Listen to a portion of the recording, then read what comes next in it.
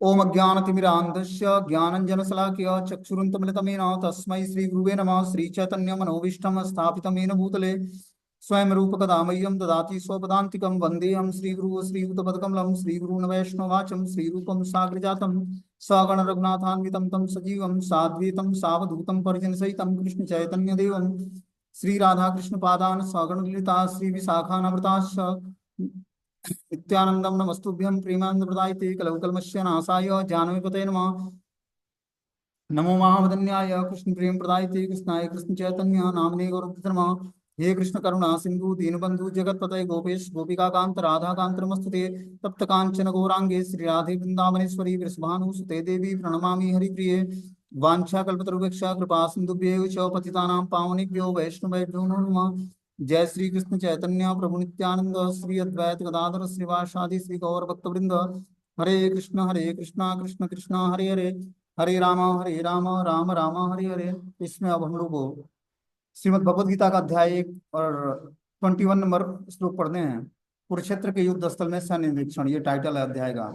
इसमें अर्जुन उवाच, अर्जुन बोलते हैं, सैन्योरुभयो मध्ये रथम अस्थाप्य में अच्युतः यावदेतांतरिक्षे अहम योद्धा दुता मान व्यवस्थितान कैमर्यास योद्धा स्मरण समुद्यते।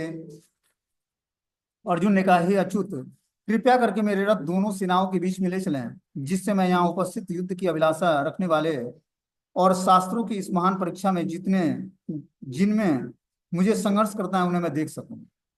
तो जो है दोनों पक्ष के लोग शंख बजाते हैं और इस तरह से जो है युद्ध की तैयारी शुरू होती है।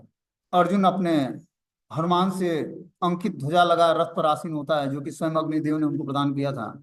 इस तरह से भगवान कृष्ण उस रथ के सारथी बने हुए थे और पंच घोड़ों से जुता हुआ वो रथ था। इस तरह से वो अब भगवान को, अपने सारथी कृष्ण को आदेश देते हैं कि हे अच्युत, कृपया करके मेरे रथ को दोनों सेनाओं के मध्य के बीच में ले चलिए, ठीक है ना। और मैं वहां पर उपस्थित युद्ध की अभिलाषा रखने वाले शस्त्रों की इस महान परीक्षा में मुझे किससे संघर्ष करना है मैं देख सकूं, तभी तो अपने मन को मैं प्रिपेयर कर पाऊंगा कि किससे युद्ध करना है मुझे। इस तरह से भगवान कृष्ण को, अपने सारथी कृष्ण को आदेश देते हैं अर्जुन। यद्यप श्री कृष्ण साक्षात भगवान हैं, किंतु वो आहितकी की कृपा बस अपने मित्र की सेवा में लगे हुए थे। भगवान कृष्ण स्वयं भगवान हैं, लेकिन यहाँ पर देखते हैं सारथी का रोल कर रहे हैं भगवान, क्योंकि उन्होंने बोला था कि मैं कुरुक्षेत्र के युद्ध स्थल में अस्त्र नहीं उठाऊंगा।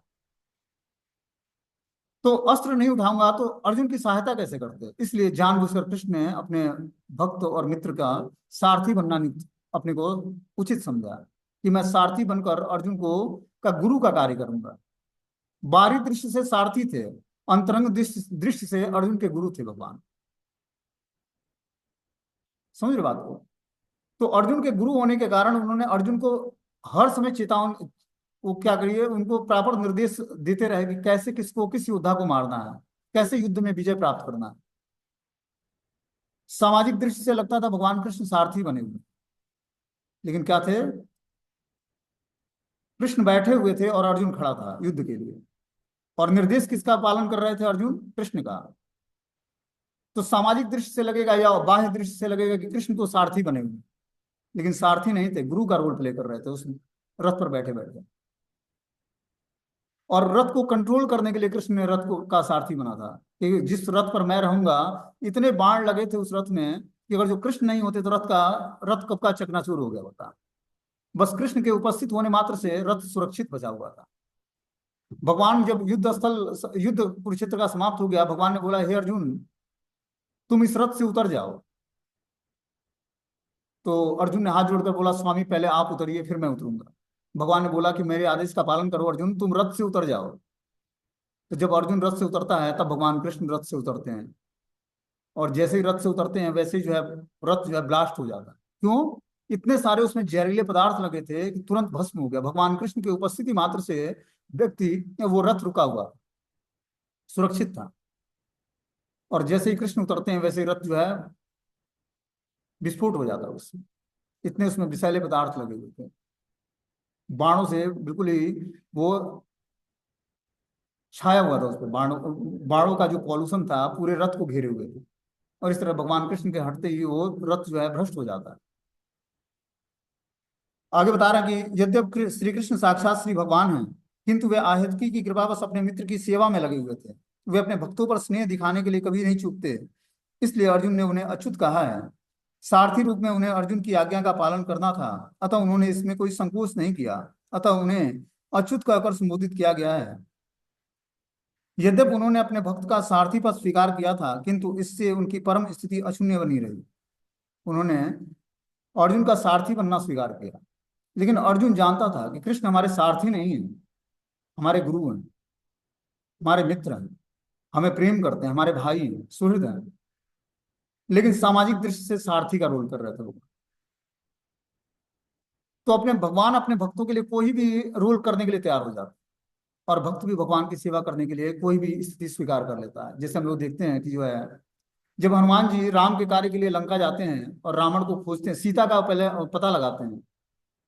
रावण के हर कमरों में देखा कि रावण जो है इतना गंद मचाए हुए लंका में, कि अलग अलग स्त्रियों के साथ व्यभिचार करके, शराब पीकर, मादक द्रव्यों का सेवन करके, और बहुत सारी स्त्रियां जो है नग्न अवस्था में उसके महलों में पड़ी हुई अलग अलग रूमों में। और हनुमान जी सीता की खोज में थे। उनको पता नहीं लग रहा था कि अशोक वाटिका है कहाँ और कहाँ कहाँ मुझे जाना है। तो उन्होंने सोचा कि मैं सारे रूमों की तलाश करता हूँ कि कहीं सीता, ऐसा तो नहीं कि रावण हर के किसी रूम में बंद किया हो। जबकि वो नैष्ठिक ब्रह्मचारी थे और भगवान श्री राम के भक्त थे, लेकिन उसके बाद भी राम के कार्य के लिए उन्होंने ये सेवा अपनाई। तो कृष्ण की सेवा करने के लिए, राम की सेवा करने के लिए वो इस हद पर उतरे कि जबकि वो जो ब्रह्मचर्य जीवन में होता है, उसको स्त्रियों का संग नहीं करना चाहिए, या नग्न अवस्था में उसका दर्शन करना, या चाहे इस तरह की एक्टिविटी नहीं करनी चाहिए, लेकिन राम के कार्य के लिए उन्होंने स्वीकार किया। वो जानते थे कि पूर्ण सुरक्षा भगवान श्री राम हमें प्रदान करेंगे, मैं उनके कार्य के लिए ये कार्य कर रहा हूँ। और इस तरह से सारा निरीक्षण किया उन्होंने लंका का। देखा गया कि लंका में पूरा गंध मचा हुआ रावण के द्वारा। सब स्त्रियां जो है मादक द्रव्यों का सेवन करके नशे में बुद्ध हैं, और नग्न वस्त्र शरीर पर है या नहीं है इसका कुछ भान नहीं है उनको। खोजते खोजते वो अशोक वाटिका पहुंचते हैं, और वहां पर उनको सीता मैया के दर्शन होते हैं। तो क्यों उन्होंने ऐसा स्वीकार किया, ऐसी स्थिति में क्यों अपने को रखा उन्होंने? क्योंकि राम की सेवा करनी थी। तो भक्त भगवान की सेवा करने के लिए और भगवान भक्त की सेवा करने के लिए किसी भी स्थिति को प्राप्त कर सकते हैं। तुच्छ सेवा भी भक्त स्वीकार करता है कि भगवान हमसे प्रसन्न हो जाए, और बड़ी सेवा भी स्वीकार कर लेता है। तो कृष्ण की सेवा करने के लिए हमें कोई भी सेवा मिले उसको तुच्छ नहीं समझना चाहिए, उसको हृदय से स्वीकार करके हमें उस सेवा को करना चाहिए। किसके लिए? भगवान की प्रसन्नता के लिए। जब हम भगवान की प्रसन्नता के लिए हर कार्य करेंगे, तो क्या होगा? कृष्ण हम पर प्रसन्न होंगे। तो इस तरह से हनुमान जी ने और यहाँ पर अर्जुन ने भी भगवान कृष्ण को भगवान के रूप में स्वीकार किया, न कि सारथी के रूप में। और सामाजिक दृष्टि से सबको लगता था कि कृष्ण जो है एक ग्वाला है और रथ हाँक रहा है, अर्जुन छत्री का नौकर बना हुआ है। लेकिन भगवान सारथी नहीं थे, भगवान के क्या थे? स्वामी और गुरु का रोल कर रहे थे। वही यहाँ पर बता रहे हैं कि अर्जुन ने उन्हें अच्युत कहा। सारथी रूप में उन्हें अर्जुन की आज्ञा का पालन करना था, और उन्होंने इसमें से कोई संकोच नहीं किया। उन्हें अच्युत कहकर संबोधित किया गया। यद्यपि उन्होंने अपने भक्त का सारथी पद स्वीकार किया था, किंतु उससे उनकी परम स्थिति अक्षुण्य बनी रही। उनकी स्थिति में कोई गिरावट नहीं हुआ भगवान को। प्रत्येक परिस्थिति में वे इंद्रियों के स्वामी श्री भगवान ऋषिकेश हैं। भगवान तथा उनके सेवक का संबंध अत्यंत मधुर और दिव्य है। सेवक स्वामी की सेवा करने के लिए सदैव उद्यत रहता है, और भगवान भी भक्त की कुछ कुछ सेवा करने की कोशिश में रहते हैं। वे इसमें विशेष आनंद का अनुभव करते हैं। वे स्वयं आज्ञादाता न बने, अपितु उन्हें शुद्ध भक्त उन्हें आज्ञा दे। तो भगवान चाहते हैं कि मेरे जो शुद्ध भक्त हैं, पहले तो भगवान कृष्ण किसी को जल्दी शुद्ध भक्ति प्रदान नहीं करते, क्योंकि शुद्ध भक्ति प्रदान करते ही जीवात्मा के वश में हो जाते हैं। अब जीवात्मा जो कहेगा वो भगवान मानते हैं, क्योंकि उसने अपने जीवन को भगवान को डिवोट किया है और भगवान की शुद्ध भक्ति को अचीव किया है। लेकिन अपने हम शुद्ध भक्ति का उपयोग जब भगवान कृष्ण हमारे प्रेम से बंध जाए, तो उस कृपा को हमें गलत मिसयूज नहीं करना, किसी के अमंगल या अकल्याण के लिए प्रार्थना नहीं करनी भगवान से। जैसे हमने बहुत बार एग्जाम्पल बताया है, किसका? हरिदास ठाकुर का। कि हरिदास ठाकुर रोज 192 माला जगन्नाथपुरी में सिद्ध बकुल पेड़ के नीचे बैठकर 192 माला रोज जपते थे। उनको काजी के सिपाहियों ने, क्योंकि वो मुसलमान परिवार में जन्म लिए थे, लेकिन महामंत्र का जाप करते, हरे कृष्ण महामंत्र का, और एक माला नहीं 192 माला 22 घंटे भगवान का भजन करते थे। तो काजी ने आदेश दिया कि इसको, जो मुसलमान है, इसको अल्लाह का वो करना चाहिए, नाम जप करना चाहिए। ये हिंदू भगवान का नाम लेता है, इसको क्या करो, 22 बाजारों में घसीटो और कोड़ों से मारो। जब तक ये मर नहीं जाता तो इसको मारते रहो कोड़ों से। और इस तरह से काजी के सिपाहियों ने 22 बाजारों में उनको घसीटा और कोड़ों से मारा। अंत में हरिदास ठाकुर ने नाम जप बंद नहीं किया, और स्वयं चैतन्य महाप्रभु ने उनकी रक्षा की। सारे कोड़े महाप्रभु की पीठ पर लगा हुआ था। महाप्रभु लास्ट में दिखाते भी, हे हरिदास, तू मेरा नाम ले रहा था इसलिए मैं तेरी रक्षा कर रहा था। जो मेरा नाम जप करता है उसको मैं पूर्ण सुरक्षा प्रदान करता हूँ, इसीलिए तू सुरक्षित है, क्योंकि तू मेरा नाम जप कर रहा था। तो हम नाम जप करेंगे तो भौतिक संसार में हम सुरक्षित रहेंगे। ठीक है ना। तो इस तरह से 22 बाजारों में घसीटने के बाद भी हरिदास ठाकुर पे कुछ प्रभाव नहीं पड़ा, कोड़ों से पीटा गया। लास्ट में काजी के सिपाही हार गए मारते मारते। बोले, हे हरिदास तुम मर जा, नहीं तो काजी हमें मार देगा। काजी मतलब राजा होता था, मुसलमान जो राजा होता है उसको काजी बोला जाता है, मुगल बादशाहों को।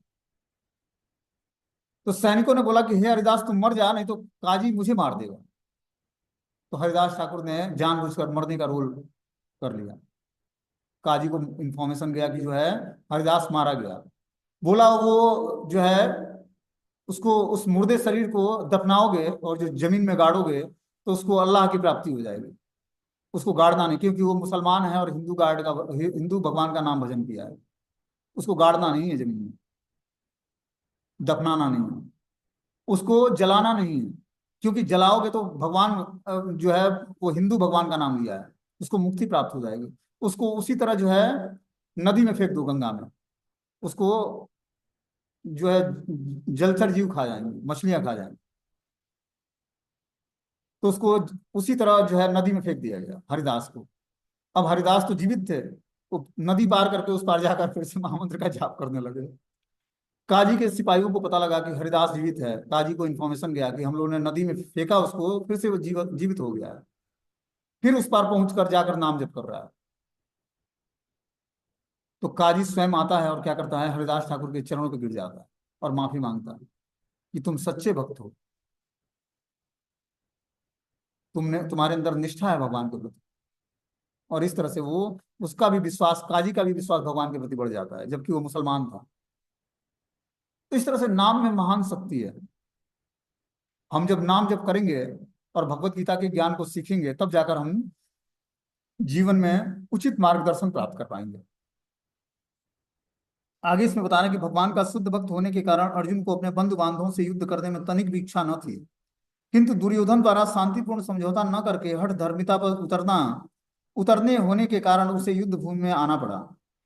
तो अर्जुन जो है भगवान कृष्ण का शुद्ध भक्त था, लेकिन वो अपने बंधु बांधवों से युद्ध नहीं करना चाहता था। कोई भी भक्त जो है युद्ध नहीं करना चाहता है, वो शांति प्रिय वातावरण चाहता है।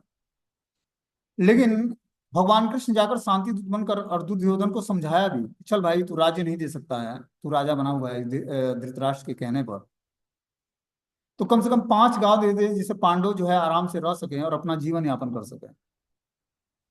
तो क्या बोला दुर्योधन ने, बिना युद्ध के मैं सुई की नोक बराबर भी जमीन नहीं दूंगा। भगवान ने बोला कि हे दुर्योधन, बहुत ही शांत प्रिय वातावरण है और तू समझ जा और इस तरह से 5 गांव दे दे पांडव को। नहीं नहीं, हे यादव, मैं युद्ध के बिना सुई की नोक बराबर भी जमीन नहीं दूंगा। भगवान ने 3 बार बोला, 3 बार नकार दिया उसको। तो भगवान ने बोला कि फिर तो युद्ध होगा। युद्ध में एक तरफ मैं हूंगा और दूसरी तरफ नारायणी सेना होगी। तू सोच ले क्या चाहिए तुझे, और फिर जो है युद्ध के लिए तैयार हो जाओ। तो भगवान एक साथ अर्जुन और दुर्योधन दोनों को बुलाते हैं अपने सैन्य कक्ष में। दुर्योधन आकर भगवान के सर के पास खड़ा हो जाता है अहंकार बस, और अर्जुन जो है चरणों के पास खड़ा होता है। अर्जुन जब भगवान नेत्र खोलते हैं तो सामने चरणों के पास अर्जुन था, तो पहले अर्जुन का दर्शन होता भगवान को, और दुर्योधन सर के पास खड़ा था। तो भगवान पहले दुर्योधन को बताते हैं कि हे दुर्योधन, तुम्हें क्या चाहिए, तुम मेरी नारायणी सेना लोगे या मुझे लोगे। लेकिन एक बात जान लो दुर्योधन, कि मैं युद्ध में अस्त्र नहीं उठाऊंगा, और दूसरे पक्ष में नारायणी सेना युद्ध करेगी हमारी। तो क्या लोगे तुम। उसने बोला कि उसने सोचा कि इस यादव को जो ग्वाला है इसको लेके भी करूंगा क्या। उसके नजर में तो ग्वाला था कृष्ण, लेकिन अर्जुन के लिए वही कृष्ण भगवान थे। बोला, हे कृष्ण, मुझे आपकी नारायणी सेना चाहिए। बोला ठीक है। भगवान ने बोला कि ठीक है, तुम नारायणी सेना ले लो। अर्जुन ने बोला कि अर्जुन तुम्हें क्या चाहिए। उन्होंने बोला कि जब नारायणी सेना को दुर्योधन ने मांग लिया तो बचा क्या, फिर आप बचे हो, आप मेरे पक्ष में रह जाना। तो इस तरह से दोनों को भगवान ने समान व्यवहार किया और दोनों को स्वतंत्रता दी सिलेक्शन करने के लिए। लेकिन अर्जुन ने कृष्ण को सिलेक्ट किया और दुर्योधन ने भगवान की नारायणी सेना। इसी तरह भगवान ने स्वतंत्रता दिया है। एक तरफ माया पक्ष है जिसके बहुत सारे सैनिक हैं, और दूसरी तरफ कृष्ण अकेले हैं। स्वतंत्रता अपने हाथ में है कि हम माया का पक्ष लेकर बहुत सारे योद्धा से युद्ध करना चाहते हैं, जो कि काम, क्रोध, लोभ, मद, मात्सर्य और अनर्थ हैं। ये सारे, ये सब माया के रिप्रेजेंटेटिव हैं। और दूसरी तरफ कृष्ण है। हम कृष्ण को स्वीकार करके माया के इस सारे रिप्रेजेंटेटिव को अपने युद्ध से भगा सकते हैं, अपने क्षेत्र से बाहर निकाल सकते हैं। तो हमें कृष्ण की शरण ग्रहण करनी है। कैसे? नाम के माध्यम से। नाम, रूप, गुण, लीला, धाम का आश्रय लेकर और कृष्ण की शरण ग्रहण करेंगे, तब जीवन हमारा सार्थक बनेगा। बोलते हैं, यो अस्य मान वेक्षे अहम य एति अत्र समागताम धृतराष्ट्रस्य दुर्बुद्धे युद्धे प्रिय चिकीर्षद। मुझे उन लोगों को देखने दीजिए जो यहाँ पर धृतराष्ट्र के दुर्बुद्ध पुत्रों को प्रसन्न करने की इच्छा से लड़ने के लिए आए हुए हैं। इस तरह से अर्जुन भगवान कृष्ण को बोलता है कि आप हमारे रथ को दोनों योद्धाओं के बीच में ले चलिए और मुझे देखने दीजिए प्रसन्नता पूर्वक कि धृतराष्ट्र के दुर्बुद्ध पुत्रों को प्रसन्न करने की इच्छा से उनके क्षेत्र में लड़ने कौन कौन आया है। यह सर्वविदित था कि दुर्योधन अपने पिता धृतराष्ट्र की साठगांठ से पापपूर्ण योजना बनाकर पांडवों के राज्य को हड़पना चाहता था। धृतराष्ट्र से साठगांठ बनाए हुए था। सारे कौरव पक्ष के सारे जितने भी पुत्र थे, 100 कौरव धृतराष्ट्र के आदेश पर ही युद्ध करने के लिए आए थे, और दुर्योधन उससे उसका मुखिया था। बोलते हैं कि यह सर्वविदित है कि दुर्योधन अपने पिता धृतराष्ट्र की साठगांठ से पापपूर्ण योजना बनाकर पांडवों के राज्य को हड़पना चाहता था। अतः जिस समस्त लोगों ने दुर्योधन का पक्ष ग्रहण किया, वे उसी के समान समान धर्मा रहे होंगे। जिन्होंने अधर्म का साथ दिया, दुर्योधन का साथ दिया, वो उसी के समान पद पर स्थित थे। अर्जुन युद्ध प्रारंभ होने के पूर्व यह तो जान ही लेना चाहता था कि कौन कौन से लोग आए हुए हैं, किंतु उनके समक्ष समझौता का प्रस्ताव रखने की उनकी उसकी कोई योजना नहीं थी। यह भी तथ्य है कि वह उसकी शक्ति का, जिसका उसे सामना करना था, अनुमान लगाने की दृष्टि से उन्हें देखना चाह रहा था। यद्यपि उसे अपनी विजय का विश्वास था, क्योंकि कृष्ण उसकी बगल में विराजमान थे। तो अर्जुन युद्ध का निरीक्षण इसलिए करना चाहता था कि मैं देखूं तो कि विपरीत पक्ष में कौन कौन युद्ध के लिए आया हुआ है। और दूसरी तरफ उसको पूर्ण विश्वास था कि कृष्ण हमारे पक्ष में है तो विजय हमारी निश्चित है।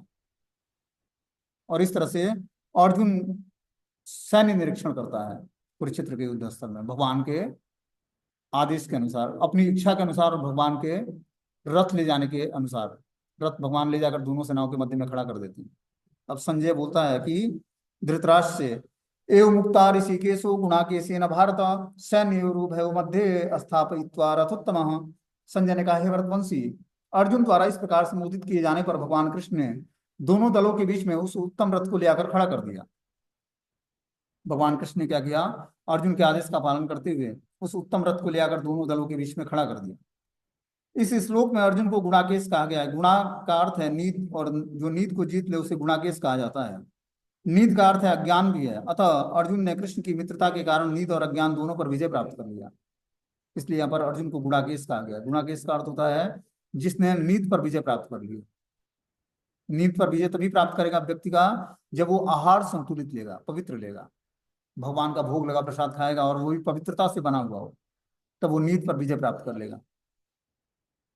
अर्जुन ने कृष्ण की मित्रता के कारण नीत और अज्ञानता दोनों पर विजय प्राप्त कर ली। जब कृष्ण से मित्रता होगी हमारी, जब हम भगवान का प्रसाद खाएंगे, भगवान का नाम जप करेंगे, तब हम नीत जैसी अज्ञानता पर विजय प्राप्त कर पाएंगे। कृष्ण के भक्त के रूप में वह अर्जुन को अ, कृष्ण के भक्त के रूप में कृष्ण को क्षण भर भी वो भुला पाना उसके लिए संभव नहीं था, क्योंकि भक्त का स्वभाव ही ऐसा होता है। यहाँ तक कि चलते और अथवा सोते हुए भी कृष्ण के नाम, रूप, गुण, लीलाओं का चिंतन से भक्त कभी मुक्त नहीं होता है। वो चलते फिरते, उठते बैठते हमेशा कृष्ण के नाम रूप गुण लीलाओं का चिंतन करता है। अतः कृष्ण का भक्त उनका निरंतर चिंतन करते हुए नींद और अज्ञानता दोनों पर विजय प्राप्त कर लेता है। जब वो निरंतर भगवान कृष्ण का चिंतन करेगा तब वो नींद और अज्ञानता पर विजय प्राप्त कर लेगा। इसी को कृष्ण भावनामृत में समाधि कहा जाता है। जब व्यक्ति की चेतना हमेशा भगवान के नाम रूप गुण लीलाओं के चिंतन में लगा हो तो वो समाधि की स्थिति कहलाती है। प्रत्येक जीव की इंद्रियां तथा मन के निर्देश अर्थात ऋषिकेश के रूप में कृष्ण अर्जुन के मंतव्य को समझ गए। इस तरह से भगवान ऋषिकेश जो है कृष्ण अर्जुन के मंतव्य को समझ जाते हैं, दोनों सेनाओं के मध्य में ले जाकर रथ को खड़ा कर देते हैं। अतः उन्होंने वैसा ही किया। फिर वे इस प्रकार बोले। अब क्या बोले? भीष्म द्रोणा प्रमुखत्य सर्वेशा च महीक्षिताम उवाचम पार्थ पश्येताम संविवेता कुरुनीति। भीष्म द्रोण और विश्व भर के अन्य समस्त राजाओं के सामने भगवान ने कहा कि हे पार्थ, यहाँ पर एकत्र सारे कुरुवंशों को देखो। भगवान ने दिखाया कि यहाँ पर एकत्रित जो सारे कुरुवंश हैं उनको देखो आप। समस्त जीवों के परमात्मा स्वरूप भगवान कृष्ण ये जानते थे कि अर्जुन के मन में क्या बीत रही है। इस प्रसंग में ऋषिकेश शब्द का प्रयोग हुआ है। वे सब कुछ जानते थे। ऋषिकेश का मतलब है कि इंद्रियों के पूर्ण नियामक। भगवान कृष्ण जो है ऋषिकेश कहलाते हैं, मतलब वो इंद्रियों के पूर्ण नियामक हैं, पूर्ण कंट्रोलर हैं। इस तरह से अर्जुन के हृदय में क्या बात चल रही है, उनके मन की बात को भगवान जानते थे। मित्र के रूप में वे अर्जुन को बता देना चाहते थे कि चूंकि अर्जुन उनके पिता वसुदेव की बहन पृथा का पुत्र है, इसलिए उन्होंने अर्जुन का सारथी बनना स्वीकार किया। किंतु जब उन्होंने अर्जुन के कुरुओं को देखा, अर्जुन से कुरुओं को देखो कहा तो इससे उनका क्या अभिप्राय है? क्या अर्जुन वहीं पर रुककर युद्ध करना नहीं चाहता था? कृष्ण को अपनी बुआ पृथा के पुत्र से कभी भी ऐसी आशा नहीं थी। इस प्रकार से कृष्ण ने अपने मित्र की मन स्थिति की पूर्व सूचना परिहास बस दी है। इस तरह से भगवान ने अर्जुन का इसलिए सारथी बनना स्वीकार किया क्योंकि अर्जुन उनके पिता वसुदेव की बहन पृथा का पुत्र था। ठीक है ना? कुंती जो है वसुदेव की बहन थी, इसीलिए भगवान ने उनका रथ हाँकना स्वीकार किया। जब उन्होंने अर्जुन को कुरुओं को देखो बोला तो इसका अभिप्राय यही था कि वह अर्जुन वहीं पर रुककर युद्ध करना नहीं चाहता था। कृष्ण को अपनी बुआ प्रथा के पुत्र के रूप में पुत्र से कभी भी ऐसी आशा नहीं थी कि वो युद्ध नहीं करेगा। इस प्रकार कृष्ण ने अपने मित्र की मन स्थिति पूर्व सूचना परिहास बस दी कि आपके मन में ये चल रहा है कि मैं युद्ध नहीं करूंगा। अर्जुन को जब दोनों सेनाओं के मध्य में भगवान ने रथ खड़ा कर दिया तो अर्जुन जब निगरानी करता है, सैन्य निरीक्षण करता है, तो इस निर्णय पर पहुंचता है कि मैं हे केशव, मैं युद्ध नहीं करूंगा। बोलते हैं तत्रा पश्यति स्थितान पार्थ पितृन पितामहान आचार्य मातुलम भ्रात्र पुत्रा पौत्रा सखीनस्तथा ससुर स्वहृदस्यैव सैन्योरुभयोरपि। अर्जुन ने वहां पर दोनों पक्षों की सेनाओं के मध्य में अपने चाचा तामों पितामह गुरुओं मामाओं भाइयों पुत्रों पौत्रों मित्रों ससुरों और शुभचिंतकों को भी देखा। इस तरह से सारे अपने जितने भी रिलेटिव थे सबका दर्शन किया जो विपरीत पक्ष में युद्ध के लिए तैयार था। अर्जुन युद्ध भूमि में अपने ही सभी संबंधियों को देख सका। वो अपने पिता के समकालीन भूरिश्रवा जैसे व्यक्तियों भीम भीष्म तथा सोमदत्त जैसे पितामह, द्रोणाचार्य तथा कृपाचार्य जैसे गुरु, शल्य और शकुनी जैसे मामाओं, दुर्योधन जैसे भाइयों, लक्ष्मण जैसे पुत्रों, अश्वत्थामा जैसे मित्रों, कृतवर्मा जैसे शुभचिंतकों को देख सका। वह उन सेनाओं को भी देख सका जिसमें उनके अनेक मित्र थे। इस तरह से अर्जुन ने सारे सैन्य निरीक्षण किया। कौरवों के पक्ष को देखता गया है कि सारे गुरु वर्ग पितामह समकालीन जो व्यक्ति थे, मतलब उनके जो अपने एज के लोग थे, वो भी सब पुत्र पौत्र सारे जो हैं अर्जुन के दुर्योधन के पक्ष में युद्ध करने के लिए तैयार हैं। तान समीक्षान स कौन्तेय सर्व बंधून व्यवस्थितान कृपया पर्याविष्टो विसिदंतम अब्रवीत। जब कुंती पुत्र अर्जुन ने मित्रों तथा संबंधियों की इस विभिन्न श्रेणियों को देखा तो वो करुणा से अभिभूत हो गया और इस प्रकार बोला। जब वो इस तरह से अपने संबंधियों को देखता है युद्ध क्षेत्र में विपरीत पक्ष में, तो करुणा से विभूत हो जाता क्योंकि वो भक्त था। उसके हृदय में उन लोगों के प्रति करुणा जागृत हुई, अपने अपने लोगों के प्रति मोह जागृत हो गया। किसकी कृपा से? भगवान कृष्ण की कृपा से। अर्जुन साधारण भक्त नहीं था, भगवान का स्वयं मित्र था और भगवान का शुद्ध भक्त था। उसके हृदय में करुणा व्याप्त होना कोई साधारण बात नहीं है। लेकिन कृष्ण की कृपा से करुणा व्याप्त हुई, मोह जागृत हुआ, क्योंकि भगवान कृष्ण को उसको माध्यम बना के भगवत गीता का ज्ञान देना था। इसलिए भगवान ने अर्जुन के हृदय में मोह जागृत किया। बोलते हैं अर्जुन उवाच दृष्ट में स्वजनम कृष्णम ये उत्सव समुपस्थितम सीदंति मम गात्राणि मुखम च परिशुष्यति। अर्जुन ने कहा, हे कृष्ण, इस प्रकार युद्ध की इच्छा रखने वाले अपने मित्रों तथा संबंधियों को अपने समक्ष उपस्थित देखकर मेरे शरीर के अंग कांप रहे हैं और मेरा मुंह सूखा जा रहा है। इस तरह से अर्जुन जब उस युद्ध क्षेत्र में निरीक्षण करता है विपरीत पक्ष का, तो बोलता है, हे केशव, हे कृष्ण, मैं अपनी युद्ध क्षेत्र में इच्छा से रखने वाले अपने मित्रों तथा संबंधियों को अपने समक्ष उपस्थित देखकर मेरे सारे शरीर के अंग कांप रहे हैं और मेरा मुंह जो है सूखा जा रहा है। यथार्थ भक्ति से युक्त मनुष्य में वे सारे सद्गुण पाए जाते हैं जो सत्पुरुषों तथा देवताओं में पाए जाते हैं। जब आप भक्ति करोगे तो सारे सद्गुण लक्षण आपके अंदर प्रकट होंगे। जबकि अभक्त अपनी शिक्षा तथा संस्कृति के द्वारा भौतिक योग्यताओं में चाहे कितना ही उन्नत क्यों न हो, वह ईश्वरीय गुणों से विहीन होता है। अतः स्वजनों, मित्रों और संबंधियों को युद्ध भूमि में देखते हुए अर्जुन उन सबों के लिए करुणा से विभूत हो गया जिन्होंने परस्पर युद्ध करने का निश्चय किया था। जहां तक उसके अपने सैनिकों का संबंध था, वह उनके प्रति प्रारंभ से ही दयालु था, किंतु विपक्षी दल के सैनिकों की आसन्न मृत्यु को देखकर वह उन पर भी दया का अनुभव कर रहा था। क्या बोलते हैं यहाँ पर कि यद्यपि भक्ति से युक्त मनुष्य में वो सारे सद्गुण पाए जाते हैं जो सत्पुरुषों और देवताओं में पाए जाते हैं, जबकि अभक्त अपनी शिक्षा और संस्कृति के द्वारा भौतिक योग्यताओं में चाहे कितना ही उन्नत क्यों न हो, ईश्वरीय गुणों से विहीन होता है। जो अभक्त है वो भगवान की शरण ग्रहण नहीं करने के कारण उसके वो उन ईश्वरीय गुणों से विहीन होता है। जो दिव्य गुण हैं जो भगवान के अंदर हैं, वो गुणों से विहीन होता है। अतः स्वजनों, मित्रों तथा संबंधियों को युद्ध भूमि में देखते ही अर्जुन उन सबों के लिए करुणा से विभूत हो गया जिन्होंने परस्पर युद्ध करने का निश्चय किया था। जहां तक उसके अपने सैनिकों का संबंध था, वो उनके प्रति प्रारंभ से ही दयालु था, किंतु विपक्षी दल के सैनिकों की आसन्न मृत्यु को देखकर वह उन पर भी दया का अनुभव कर रहा था। और जब वह इस प्रकार सोच रहा था तो उसके अंगों में कंपन हो रहा था कि वो विपरीत पक्ष में देखा कि अपने ही लोग युद्ध के लिए तत्पर हैं। तो करुणा उसके हृदय में व्याप्त हुई। वो सोचने लगा कि मैं इनसे युद्ध करके भी क्या करूंगा। दया का अनुभव करने लगा और बोला कि विपरीत पक्ष के सैनिकों की आसन्न मृत्यु को देखकर वो उसके हृदय में दया की भावना जागृत हुई कि मान लो कि युद्ध क्षेत्र में ये मारे जाते हैं तो अपने ही स्वजन है हमारे, लेकिन आज ये विपरीत पक्ष में खड़े हैं। हम देखते हैं कि बहुत सिचुएशंस में जब हम भगवान की भक्ति को स्वीकार करते हैं तो जिस घर में नॉन डिवोटी लोग हैं, मतलब भक्त नहीं है, वो क्या करते हैं, उस भक्त को बहुत ही प्रताड़ित करते हैं कि तू मंदिर कैसे जा सकता है, इतना फर्स्ट क्लास जो है टेलीविजन देखता था घर में, सबसे बातचीत करता था, जब से भक्ति को स्वीकार किया है लोगों से बातचीत करना बंद कर दिया है, तूने खाना हम लोगों के साथ बैठना उठना बंद कर दिया है, ठीक है ना, टीवी देखना बंद कर दिया है, मॉल्स जाता था घूमने हम लोग के साथ, मूवी देखने जाता था, सब कुछ बंद कर दिया तूने, ये कौन सा जीवन स्वीकार कर लिया। तो थोड़ा भी वो कमजोर भक्त होगा तो उसको लगेगा बात तो सही कर रहे हैं, क्या आनंद में जीवन था, कहाँ सब कुछ छोड़ छाड़ के क्या हमने स्वीकार कर लिया, तनिक भी आनंद नहीं आ रहा है। तो इस बात पर हमें आनंद लेने के लिए भक्तों का संग करना पड़ेगा। जब हम भक्तों का संग करेंगे, डिवोटी एसोसिएशन करेंगे, ठीक है ना, मंदिरों में दर्शन करेंगे, उनके साथ परिक्रमा करेंगे, भगवान को प्रणाम करेंगे, उनके साथ प्रसाद खाएंगे, कथाओं का श्रवण करेंगे, नाम जप करेंगे, तब धीरे धीरे हमारे अंदर स्वीकृति जागृत होगी, शुभ इच्छाएं जागृत होंगी। जैसा वातावरण, जैसा संग, वैसा ही रंग जागृत हो। जैसे आचार्यों का कहना है, जब व्यक्ति शराबी होता है तो ड्रिंक भक्तों के संग मतलब शराबियों के संग में करता है, तब उसको नशा चढ़ता है शराब का, उस तरह कम नशा चढ़ेगा। लेकिन जब वो संग में पिएगा तो उसको ज्यादा नशा चढ़ेगा। उसी तरह कृष्ण रूपी रस जो है संग में पीना पड़ेगा, भक्तों के संग में, तब उसका नशा चढ़ेगा अपने ऊपर। और इस तरह से जब हम कृष्ण रूप जो है नाम रूपी रस को अपनी जीवा से स्वाद लेंगे तो कृष्ण का नाम बहुत ही मधुर है, बहुत ही स्वादिष्ट है,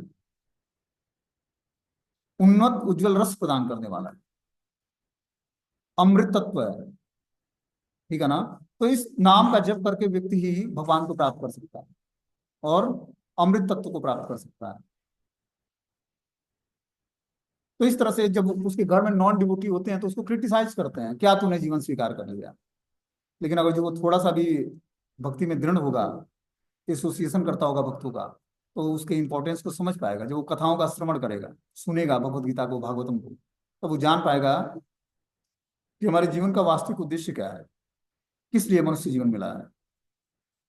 मॉल्स घूमने के लिए, मूवी देखने के लिए, परिवार के साथ बिग बाजार जाने के लिए नहीं मिला है। मेट्रो और जो है ट्राम गाड़ी और क्या क्या चीजें हैं घूमने के अलग अलग साधन, आनंद प्राप्त करने के लिए, उसमें ना बैठकर हम जो है भगवत रूपी रथ में बैठे, नाम रूपी रथ में, और तब वो नाम की शरण ग्रहण करता है और इस तरह से धीरे धीरे एसोसिएशन में रहकर नाम जप करता है, भगवान की कथाओं को सुनता है, धाम यात्रा करता है, भगवत प्रसाद खाता है, एकादशी व्रत रखता है, भक्तों का संग करता है, गीता भागवतम जैसे ग्रंथों को पढ़ता है, उसकी महिमा को ग्लोरीफाई करता है, तब उसके अंदर स्वीकृति जागृत होती है जो उसका वास्तविक धर्म है।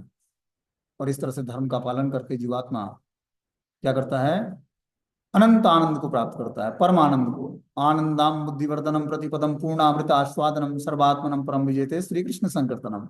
इस तरह निरंतर श्री कृष्ण संकीर्तन करता है और आनंदाम बुद्धिवर्धनम, आनंद और बुद्धि का वर्धन होता है, प्रतिपदम, एक एक पग पर, जैसे जैसे भक्ति में एक एक कदम आगे बढ़ाएगा वैसे वैसे आनंद की प्राप्ति करेगा, बुद्धि का वर्धन होगा, बुद्धि का विकास होगा। और अमृत, पूर्ण अमृत आस्वादनम, उसको पूर्ण अमृत का आस्वादन होगा। जिस अमृत तत्व को प्राप्त करने के लिए जीवात्मा अनेक जन्मों से भटक रहा है, वो अमृत उसको प्राप्त होगा। इसमें कृष्ण नाम में, रूप में, लीलाओं में, गुणों में। तो हमें भी उस कृष्ण रूपी अमृत नाम को लेने के लिए तत्पर रहना चाहिए। कम से कम रोज 40 मिनट का टाइम निकाल के अपने इंपॉर्टेंट टाइम में से क्लास से जुड़ें और भगवत गीता भागवतम जैसे क्लास को सुने। ये आपके जीवन के अनर्थों को नष्ट करेगा और आपके अंदर शुद्ध चेतना का विकास करेगा। आप अपने जीवन के वास्तविक उद्देश्य को जान पाओगे और इस तरह से अपने जीवन को सार्थक बना पाओगे। इसमें आगे बता रहे हैं कि जो है, और जब वह इस प्रकार सोच रहा था तो उसके अंगों में कंपन होने लगा, मुंह सूखने लगा। उन उन सबको युद्धाभिमुख देखकर उसे आश्चर्य भी हुआ कि प्रायः सारा कुटुंबी अर्जुन के संगे सगे संबंधी उससे युद्ध करने आए हैं। यद्यपि इसका उल्लेख नहीं है, किंतु तो भी सहज अनुमान लगाया जा सकता है कि न केवल उसके अंग कांप रहे थे, मुंह सूख रहा था, अपितु वह दयावश रुदन भी कर रहा था। अर्जुन में ऐसे लक्षण किसी दुर्बलता के कारण नहीं, अपितु हृदय की कोमलता के कारण, जो भगवान के शुद्ध भक्त के लक्षण है। तो अर्जुन में ये लक्षण इसलिए प्रकट हुआ क्योंकि वो भगवान का शुद्ध भक्त था और उसका हृदय कोमल था। इस कारण से उसके मुंह सूखने लगे अपने सगे संबंधियों को देखकर, और शरीर में कंपन होने लगा कि मैं अपने ही संबंधियों को मारकर कैसे जीवित रह सकता हूँ। बोलते हैं जो भगवान के प्रति अविचल भक्ति रखता है उसमें देवताओं के सद्गुण अपने आप आ जाते हैं, किंतु जो भगवत भक्त नहीं है उसके पास भौतिक योग्यता ही रहती है जिसका कोई मूल्य नहीं है। इसका कारण यह है कि वो मानसिक धरातल पर मंडराता रहता है और ज्वलंत माया के द्वारा स्वयं ही आकृष्ट होता रहता है। इस तरह से जब हम भगवान की भक्ति को स्वीकार करते हैं, अविचल भक्ति को, तो देवताओं के सारे सारे सद्गुण अपने अंदर आ जाते हैं और व्यक्ति दिव्य धरातल पर स्थिर हो जाता है। ठीक है ना। अब आगे जो है 29वां श्लोक है, इसको हम लोग अगले क्लास में, अगले सैटरडे सुनेंगे। ठीक है ना। हरे कृष्णा।